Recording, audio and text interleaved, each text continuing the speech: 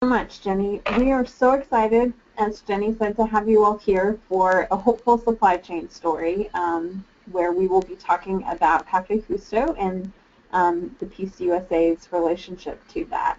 Like Jenny said, I am Jessica Maudlin. I am the Associate for Enough for Everyone with the Presbyterian Hunger Program. I do lifestyle integrity work with the Hunger Program, and I'll share in a little bit about how the Enough for Everyone program is connected to Café Justo. Also joining us today from the Presbyterian Church USA is Teresa Wagner in the Office of Immigration Issues with the Office of the General Assembly.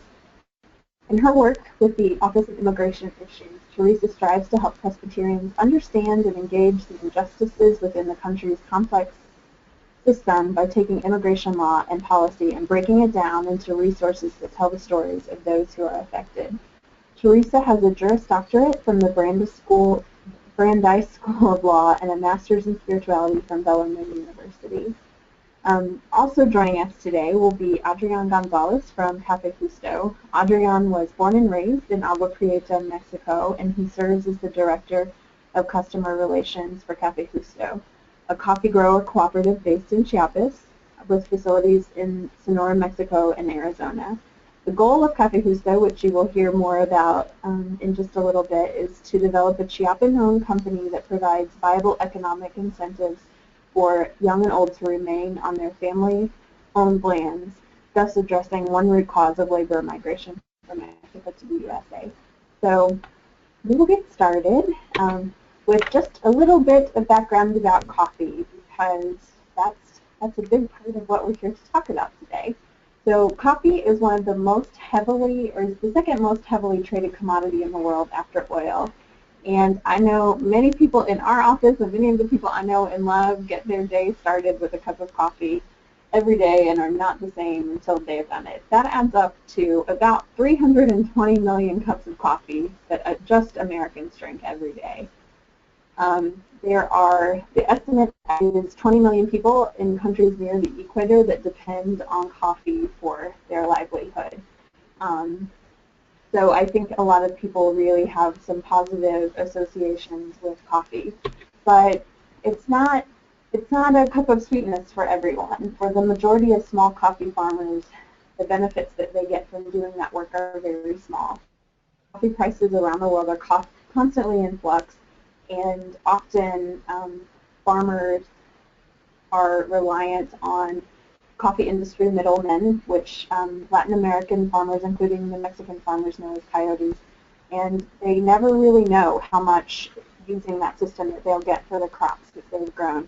I was recently privileged to be part of a Café Justo delegation to Chiapas and stayed with a Mexican coffee farmer who told us about what his workday looks like, and it is a lot of work to get that delicious cup of coffee into your hands. I can barely be compensated for that. So how is coffee related to Peace USA? One way, a starting place for that is that in 2001, the 213th General Assembly adopted a resolution concerning fairly traded coffee and tea, as well as organic sugar, as part of the work of the Presbyterian Church, and some of that work fell to us at the Hunger Program as part of talking about the connection between the choices that we make with our consumer dollars and our faith. And so we believe that the idea of fair trade is good news. It's that modern day message of good news. So fair trade allows farmers to build better communities for themselves and their families and their futures. And in the fair trade model, farmers are enabled or are able to earn a fair share of the income and gain the long-term partners that they can trust in that trade. So the Presbyterian Hunger Program does part of its work in fair trade through the Presbyterian Coffee Project. This it offers a link between congregations and communities around the world. So many churches, social hour is around coffee, and we can reach out to our neighbors not only with our prayers, but also the coffee that we're drinking every Sunday. And so we are so excited to this year be able to officially add Café Justo to the Presbyterian Coffee Project. I know the last number that I got from Adrian said that there were more than 100 Presbyterian congregations that were already Café Justo customers, and we're hoping to be able to help spread the news through the Coffee Project about the work that Café Justo is doing. And we would like now to hear from Teresa in the Office of Immigration about their work related to Café Justo story. Thanks, Jessica. And good afternoon, everyone. I'm so honored to be able to speak with you all today. And first, I just want to start by explaining what my position is with the Presbyterian Church, for those of you who may not know. In 2004, the General Assembly passed a mandate to establish a position in the Office of the General Assembly staffed by an attorney for the purpose of providing reliable advice and counsel. And they did this for a couple of reasons, but the main one was that they realized that our churches are led by and comprised of migrants who are in various stages of their migration process, and that it was really important from a pastoral care issue to make sure that those individuals understood what benefits that they had, that they were allowed to partake in this immigration scheme that we have here in the United States, and also to kind of inform congregations about what we still need from immigration law and policy. And so it's what started out as pastoral care, what started out as giving advice and counsel out of the Office of the General Assembly grew from that, and also turned into giving social witness. In the years beyond 2004, when the General Assembly met, they assigned the Office of Immigration Issues more and more responsibility to educate and equip congregations and presbyteries so that they could advocate for things like immigration reform and inform people of immigrant detention and how it's used, to advocate for more refugees to be allowed to enter the country, and for Presbyterians to be ready to help with the resettlement of refugees. Right now we're working hard on administrative action, which is stuck in the courts, which would allow many undocumented people to be allowed to remain in the United States under a temporary status where they would be able to have Social Security cards and they'd be able to work. And also the General Assembly has year after year spoken about border enforcement, and that that really ties in to what we're talking about today, in particular immigration reform and border enforcement. And this is not an exhaustive list by any stretch of the imagination, but these are some of the things that the Office of Immigration Issues has been asked to do by the General Assembly, and we are more than happy to do that for you. Ways that you can get in touch with our office are you can like us on Facebook at Presbyterians for Just Immigration. You can follow us on Twitter at PCUSA Immigrant. We have a web page that's on this slide, and my email is on there as well as my colleague Laura Polk's email. Now, how we intersect with trade is that essentially one cannot talk about immigration without also talking about push and pull factors. And this office is extremely blessed to have Compassion, Peace, and Justice and World Mission to help us keep informed and lift up these issues as we talk about law and how it's being created on the Hill, and as we talk about the way the United States administration carries out its mandate to secure our borders and to control migration. If our laws and policies are not taking into account human lives and how they are impacted by them, then it's our office's responsibility to speak out and inform Presbyterians about that so that they can contact their leaders and ask for a more humanitarian way to enforce immigration in this country. And speaking of the partnerships we have, I've been on 2 trips with the man who's on screen right now, Mark Adams. and both times we were down at the Arizona border with Mexico, and on both of those occasions we were able to go and visit Café Justo in Agua Prieta. And on both of those occasions, I heard very similar stories, which really kind of hit home as to why trade and immigration are married in this discussion. And one was a man from Chiapas who could not farm on his land anymore. He could not afford to be there and provide for his family with the money he could make off of his coffee that he was growing in Chiapas, and so he went up north to Agua Prieta, Mexico, and then from there he went even further north, and he went into the United States, and he was working in agriculture there, and he was undocumented, and because he was undocumented, his employer knew that he could take advantage and was abusive. He wasn't in a situation where he was being trafficked, but he was definitely being abused. And eventually this gentleman, he decided that the separation from his family and the damage to his dignity were just not worth it. And so he decided again to travel south back to Agua Prieta, Mexico. And while he was there, he ran into the good people at Café Justo, and now he has a job with them.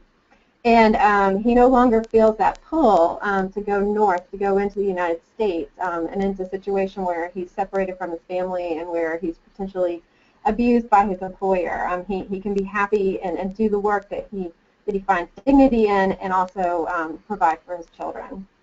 And on my second visit to Agua Prieta, I had a very similar experience talking with a woman who was also from Chiapas, who had traveled north to Agua Prieta for work.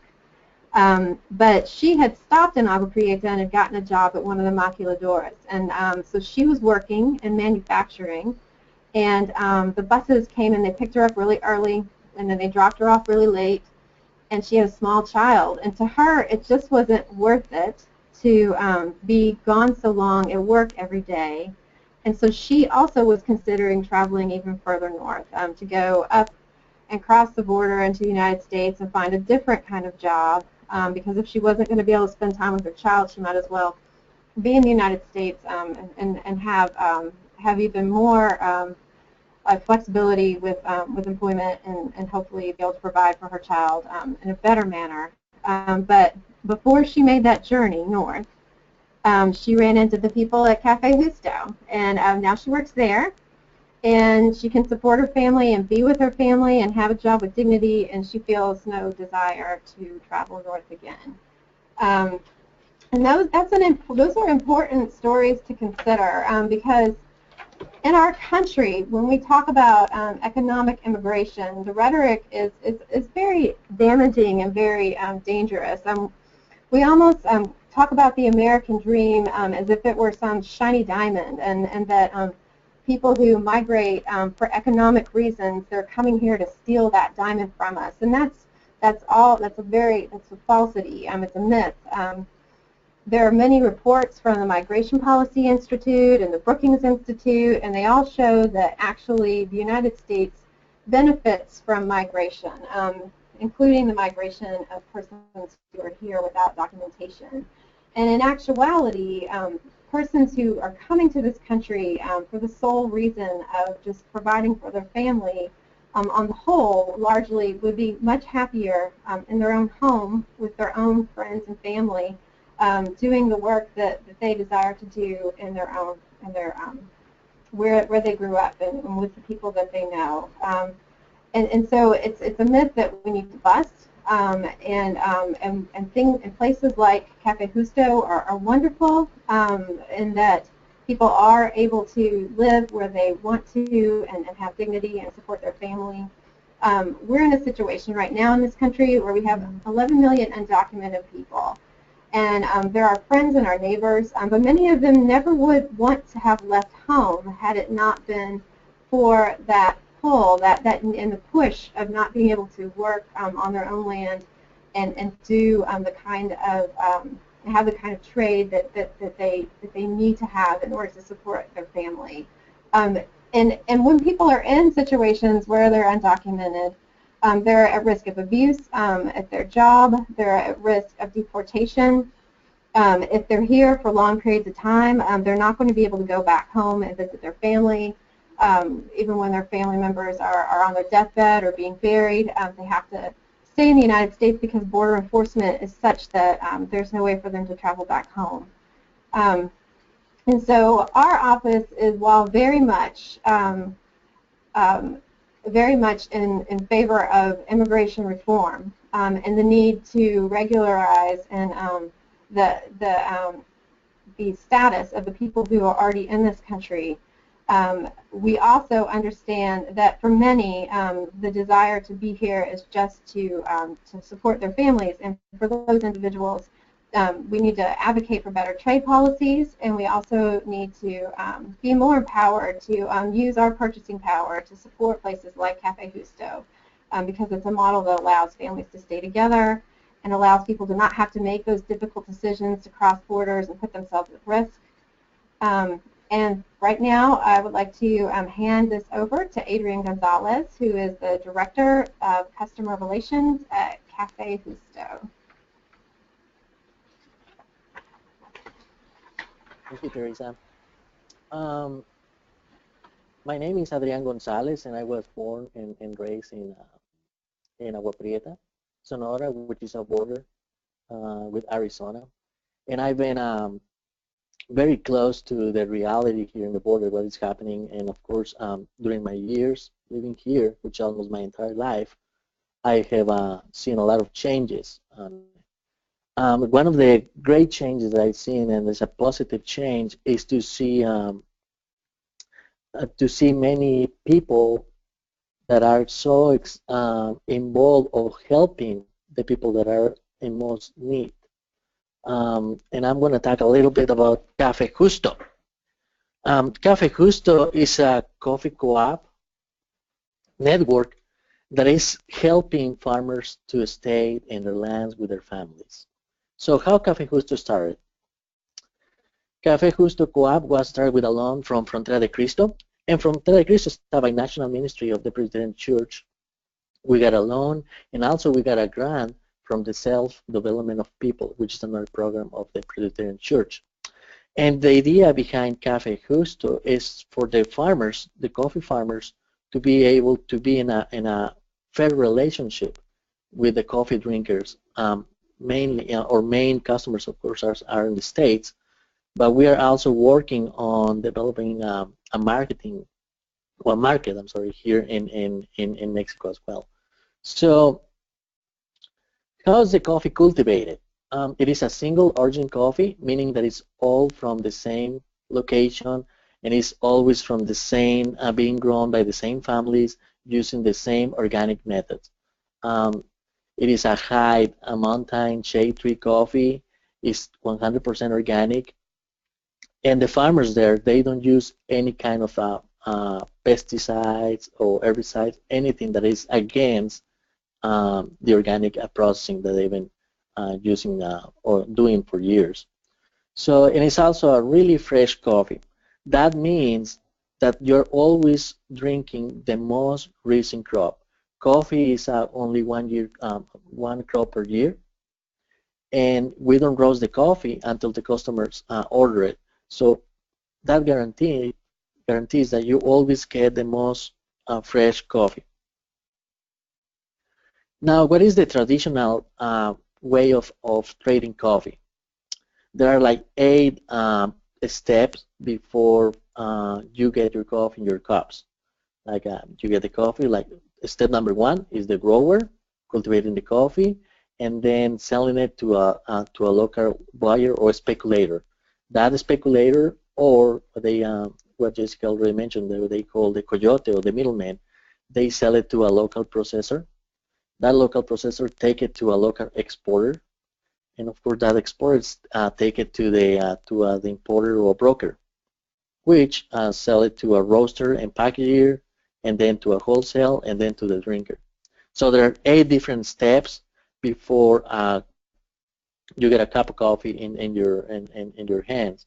With Café Justo, it's a more vertical integrated business. That means that the grower, which are part of the co-op, take the coffee to the co-op, and the co-op is the one that is doing the processing, the roasting, and the exporting of the coffee.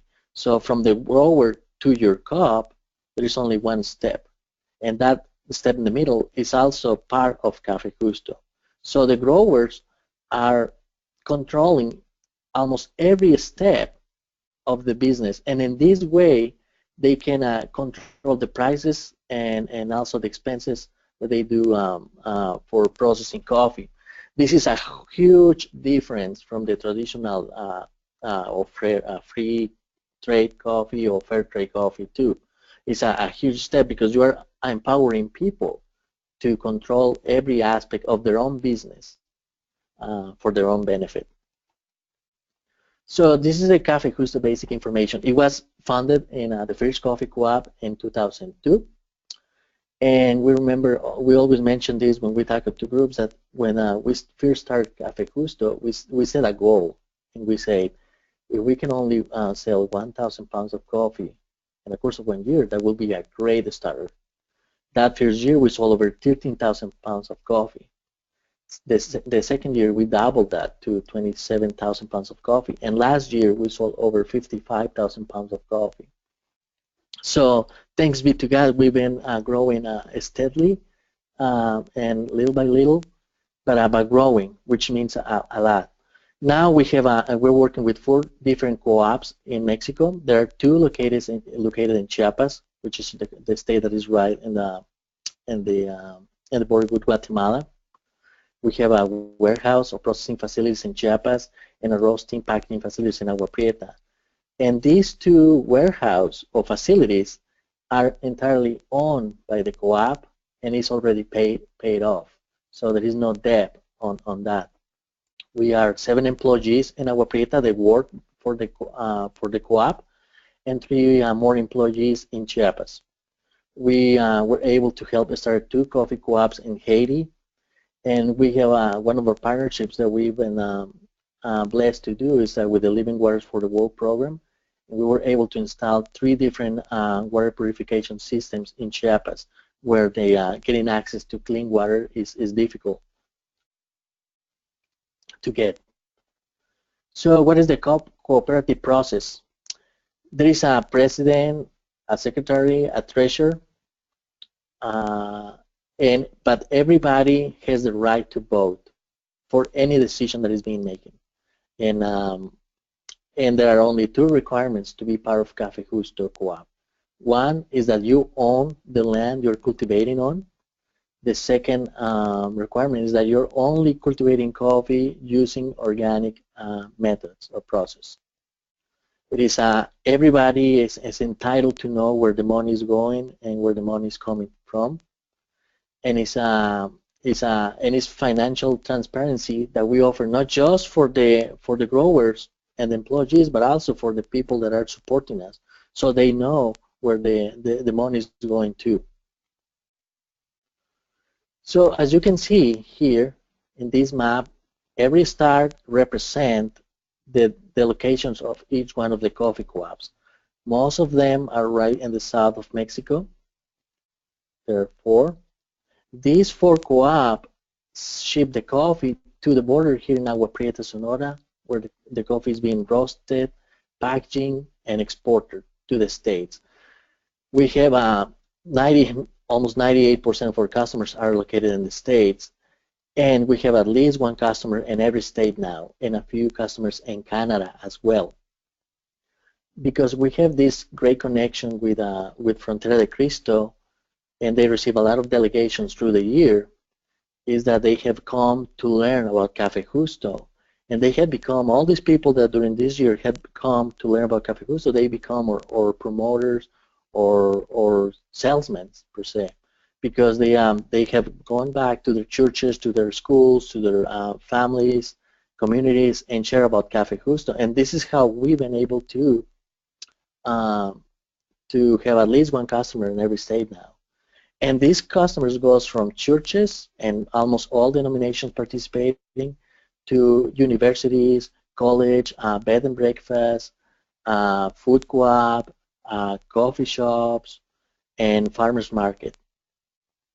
And we're always eager to hear from people that want to use this coffee, you know, in your churches and your school, to contact us, and we'll be more than happy to provide you with all the information that you need.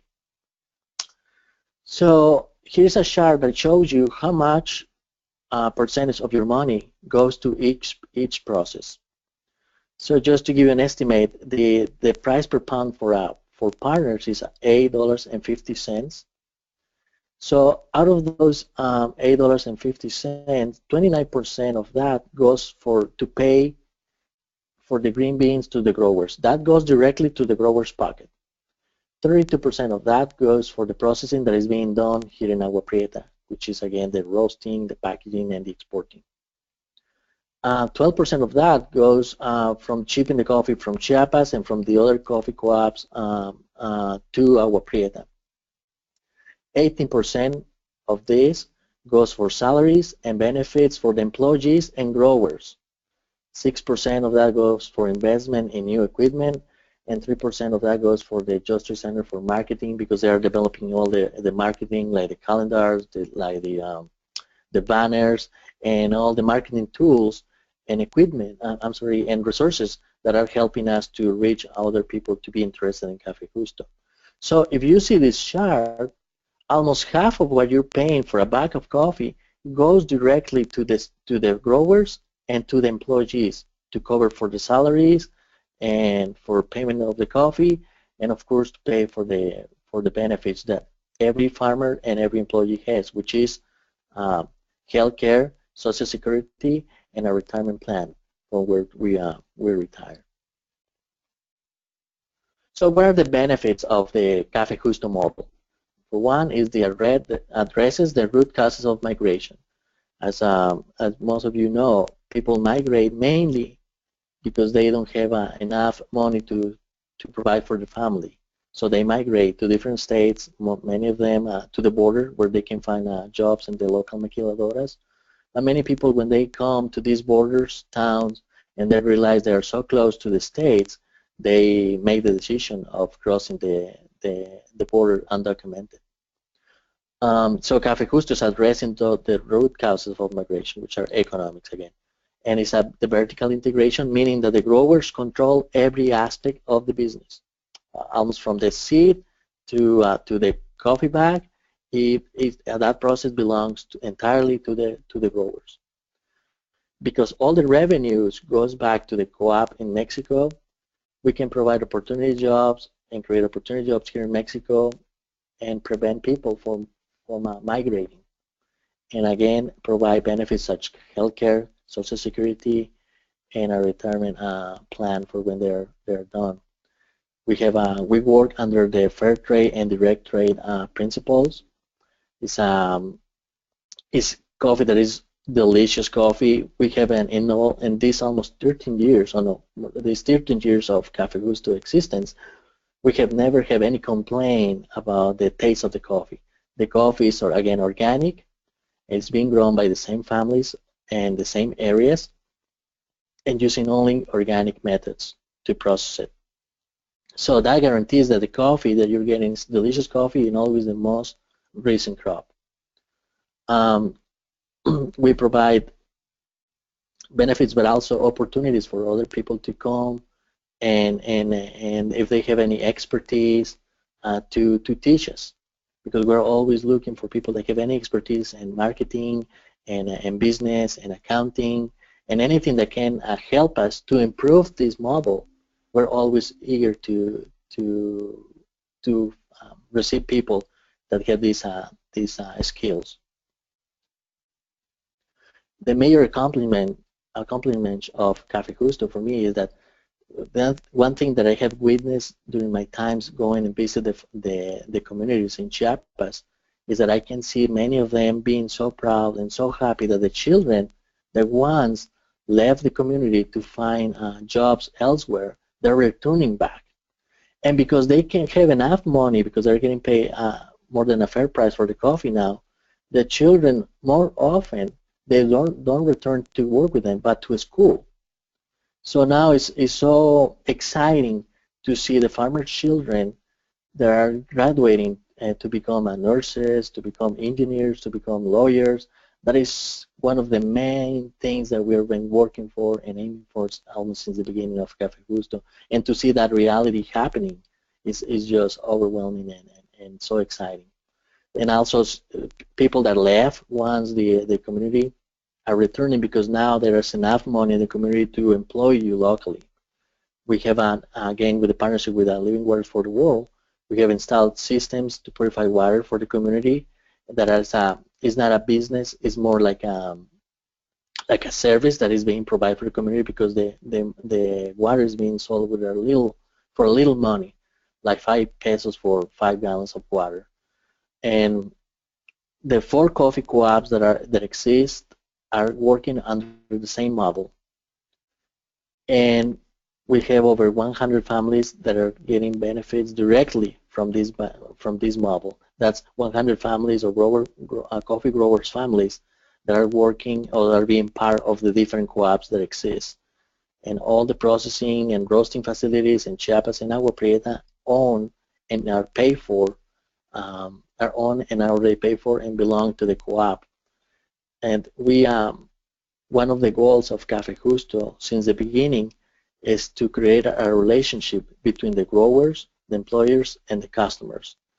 And right now, making this presentation is a reality of that because we've been so blessed enough that we have developed many relationships with a lot of people from all over the states that are trying in different ways and different capacities to help Café Justo to grow and to be better. I always brag so much about what is happening in Chiapas and the communities, how people are getting benefits through Café Justo, through this model. And the best way for me or for you to witness this is to join us. Every year we have a border-to-border trip where we take a group of people from different places in the States to come learn about what's happening and what is the reality here in the border with Agua Prieta and Douglas, to come and learn where the coffee is being processed and meet the employees. But also the other half of that trip is to take you to Chiapas to meet with the growers, to learn from them, to talk to them, to learn from first hand what is happening, how much is different from when they were out when Café Justo didn't exist to now that Café Justo exists in this community. And in this slide that I have here, I have the picture of the group that just came back 3 weeks ago. We were 26 people visiting from different states, from different backgrounds, and we all and for me, every time I go over there, I just fall in love with Café Justo all over again. And for me, it was such a blessing to see the relationship between these folks that join us in this trip, to see how they connected immediately with the coffee farmers. And I have the picture of one of those people that attended this trip, and his name is Bob Green, and it was so cool. In this picture, you can see that he, in his hand, he's holding some tags.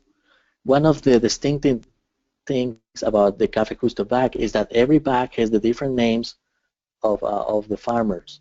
So every bag has a different name of every farmer that belongs to these co-ops. So it was so cool to see Bob that he's been collecting these names through his purchase of coffee, been collecting them, and he was so excited to go to Chiapas and meet the people that he's been holding the name tags in his hands. So that, to me, is one of the main things of Café Justo. The main difference between Café Justo and other business is the human connection between the growers, the employees, and of course the customers. And so we already have the dates for the next board-to-board delegation, which is October 28th to November the 5th, 2016. You can contact Tricia Maldonado at tricia@fronteracristo.org for more information, and I I can tell you that this is a trip that will change your life, and I hope that you're interested in joining us for the next trip, which is in again October 28th to November the 5th.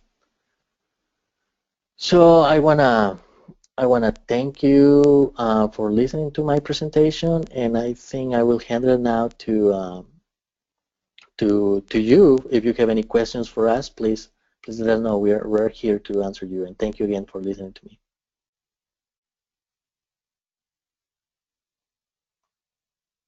Thank you so much, Adrian. While we are waiting for a few questions to come in for us, I want to say quickly that after the webinar, once we have a chance to get the recording posted, we will be sending follow-up email that includes some of the visuals that we've used today, as well as a link to the recording of this webinar if you'd like to use it in some other spaces, show it to folks at your church, or share the presentation on Facebook. Part of what Adrian had to share was about liking them on Facebook and helping get the word out. A lot of the what I learned on this recent border-to-border delegation is that a lot of the sales come from people who have gotten a hold of the message of Café Justo, and folks like Bob who have been saving that and are so excited, and they spread the word to other people. So we're really excited to have this to be able to share with you.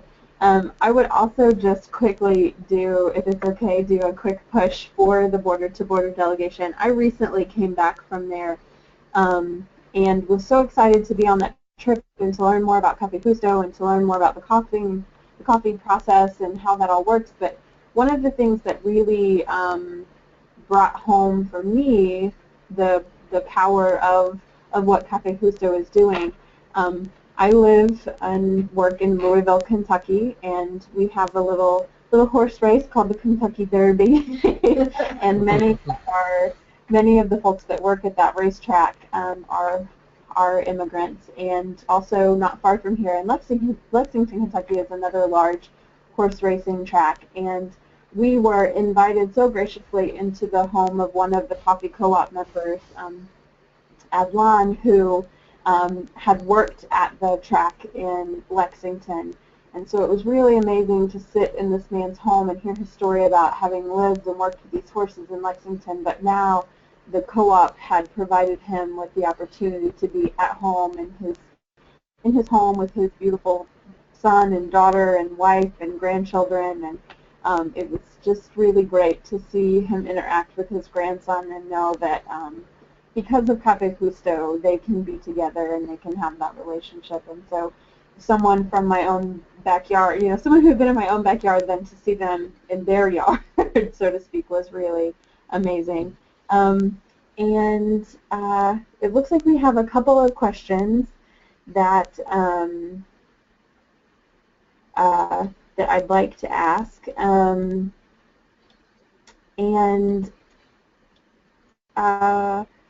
So Adrian, someone is asking, I had mentioned we'll be able to see the visuals that folks have shared, but someone was asking about if it's possible to see, do you have on the Café Justo website somewhere the graph or the percentage breakdown that you referenced? I don't think we have it now, but that's a great idea. We will upload it. And also, I want to take the opportunity to tell you that please check our Facebook page and on our website. We have plenty of resources, information there for the people that are interested in adopting Café Justo and take it to the church or your business or your family. We have plenty of information.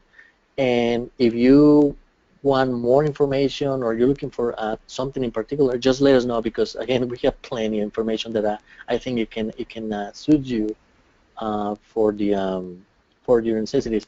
And we also, in this information that we have video clips and pictures that have been developed by professionals, people that have shared their skills and their gifts with us in these delegations. And we have clips that talks about they mention what Café Justo mean to them, and it's clips from the growers, from the employees, and of course from the people that are already supporting us.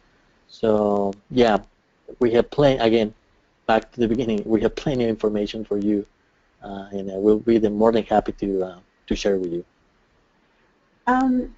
Another question sort of related to the breakdown that you shared. So there's the 12% shipping cost, and is that broken down over the year, or is that can you say a little bit more about what the shipping process is to get to Agua Prieta from where the co-ops are?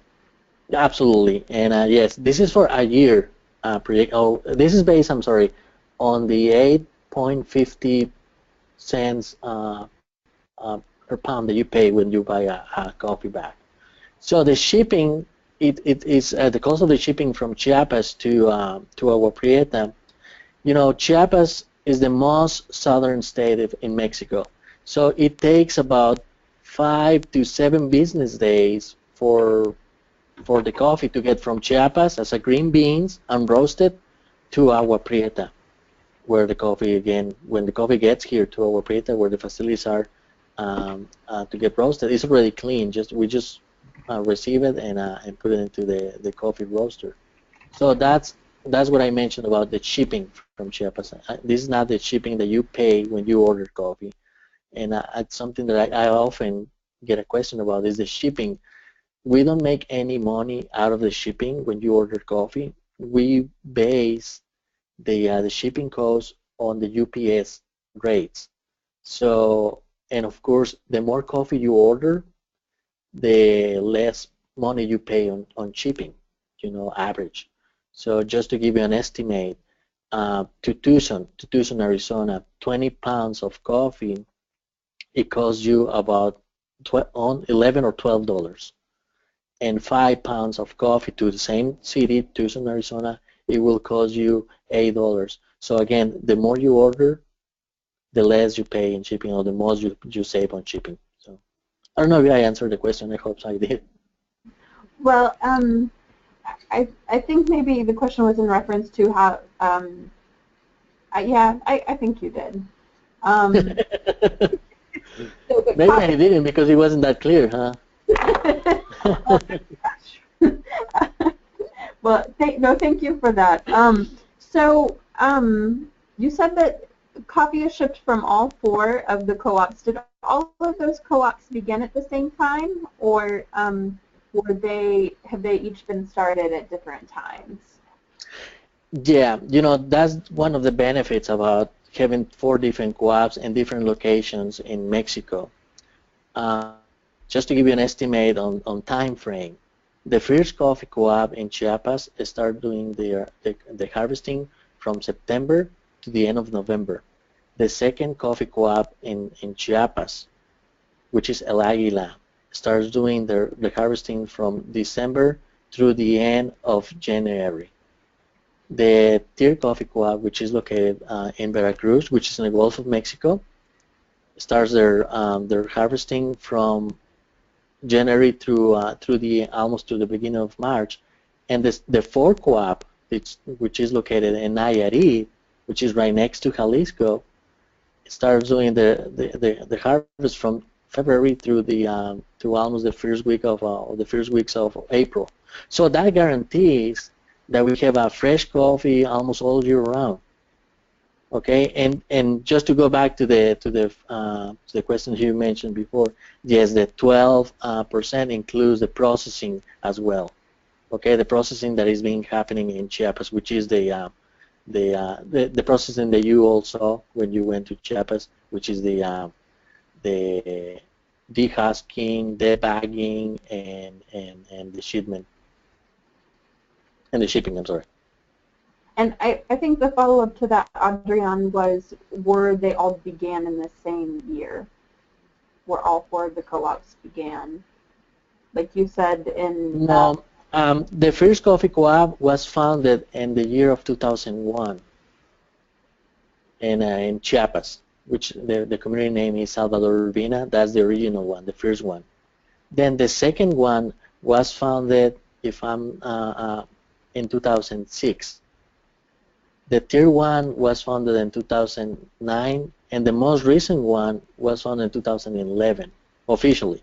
So they have started in different times, because what we realized is that when we started Café Justo, we were not thinking big, to be honest. We were thinking like kind of little. We didn't have big plans.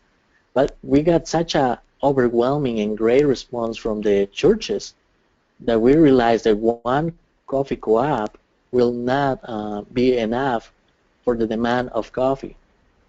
So this is great news, because one, allow it for the existing coffee co-op to grow, to bring more families on board, and also to share this wonderful project with other communities as well through Mexico.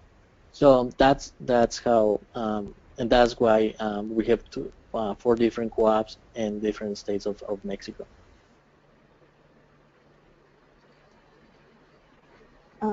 Thank you. We have one more question, and I think this is coming from someone who was on the delegation and who is a big supporter and seller of Café Justo coffee, but the question is sort of related to, does Café Justo have means for allowing folks interested in promoting and selling Café Justo to kind of share and exchange promotion ideas with one another about best practices to do that?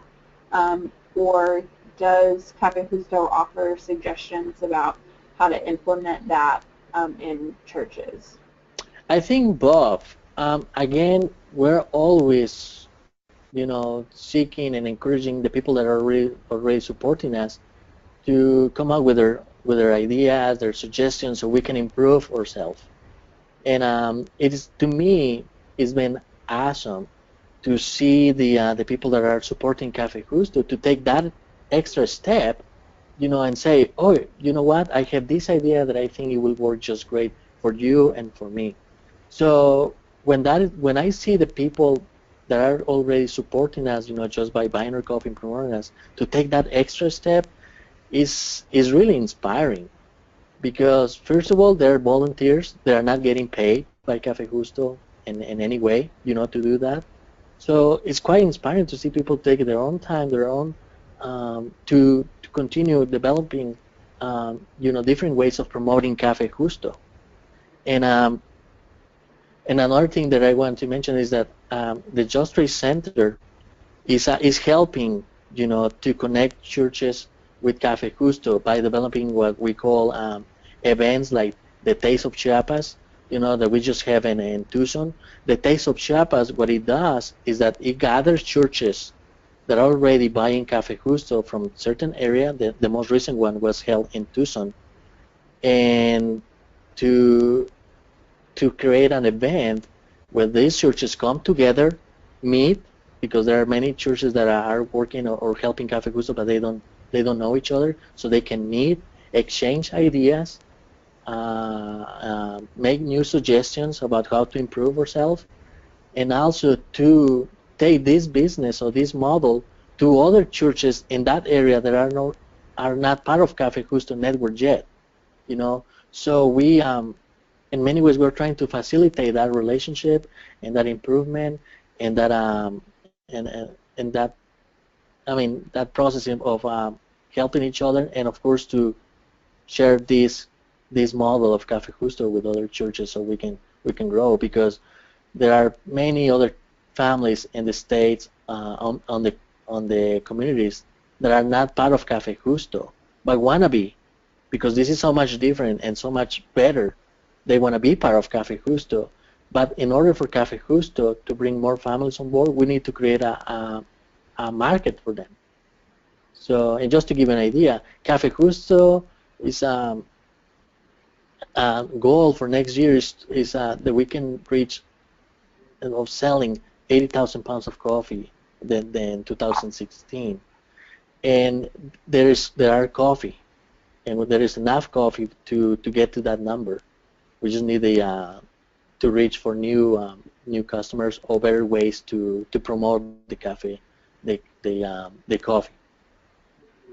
Well, and I think that that might be the answer to the follow-up question from Denny that we had, which was, is it helpful if folks make, if they plan out ahead and make a monthly standing order of coffee? So I think if all of the customers were to make standing orders, that would probably help you reach that 80,000-pound goal. Yeah, we're praying for it, and we're so grateful for the people that are already part of Café Justo and that are, you know, promoting Café Justo. We've been quite busy in the last 2 months because there is a lot of people that are out of that Taste of Chiapas that we have in Tucson got more encouraged about Café Justo, and they're, you know, trying to find ways again of new ways to promote Café Justo and to grow this business. So if you don't have the chance to go to Chiapas, at least please, we invite you to come to our Prieta and to meet the people that are processing and packaging the coffee for you. It is worthwhile to come and see the people and meet us. We are always so excited to meet you. You might not believe how important for us is again the human connection, to see the faces of the people that we know of that are already helping us, but to see the faces is like when you meet a distant family member, you know, that you've been hearing about, but you haven't met. But when you meet him, it's quite thrilling, honestly, at least to me. Thank you. I think we have time for one last question, and it's about if you could say more about what you mean by the coffee co-op has provided healthcare benefits for the co-op. Does that mean, like, is it insurance in like a traditional sense of what we would think of, or is it more of like a cost share to help cover when they have medical needs? Can you say a little bit more about that? Yeah, it is covering not just for the farmer, but his entire family to be to get access to the Social Security and healthcare. But there have been cases when Social Security the medical needs that they have are not covered entirely by the Social Security. So then we help and we provide some extra money to help them.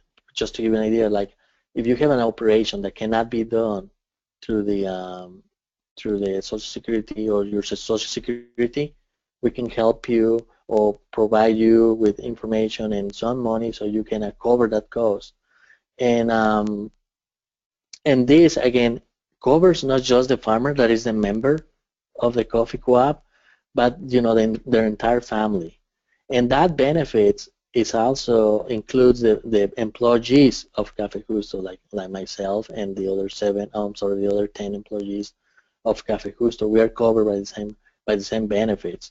This is what makes Café Justo so much different from other traditional fair trade models that we know of.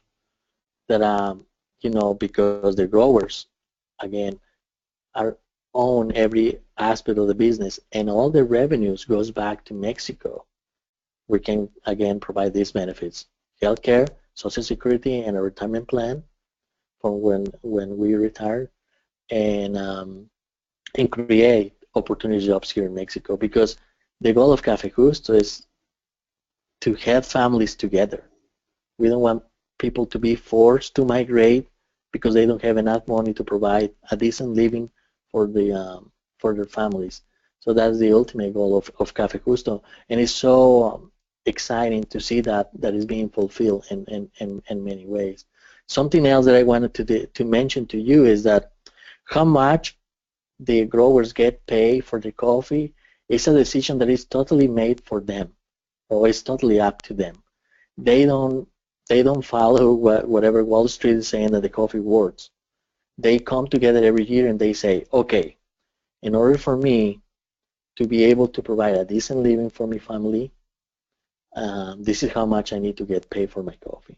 And that's how they base the how much money they get paid for the coffee.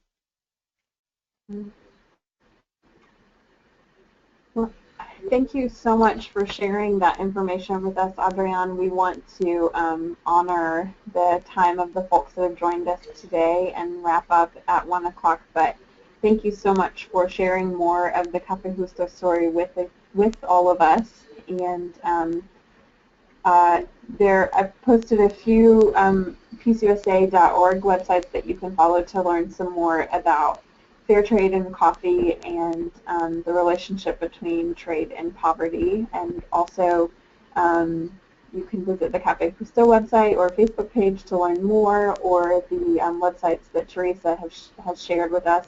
And we will be sure to send all of these out in our follow-up email. But thank you all so much for joining us today, and thank you to our presenters, and may you all have a blessed day. Thank you. Thank you. And Jessica, I want to take this moment to thank you and the folks from the Hunger Program and the Enough for Everyone, because you guys have been so supportive for Café Justo since the beginning. And now that we're almost there, to be embraced officially, although we've been embraced by you unofficially all these years, but to be embraced by you officially and soon, it means a lot to us. So thank you for all your support, and it was an honor to share this panel with you, Jessica, and with you, Teresa, and thank you for all the work that you do, and may God continue to bless you. Thank you. Thank you. And thank you all for joining us.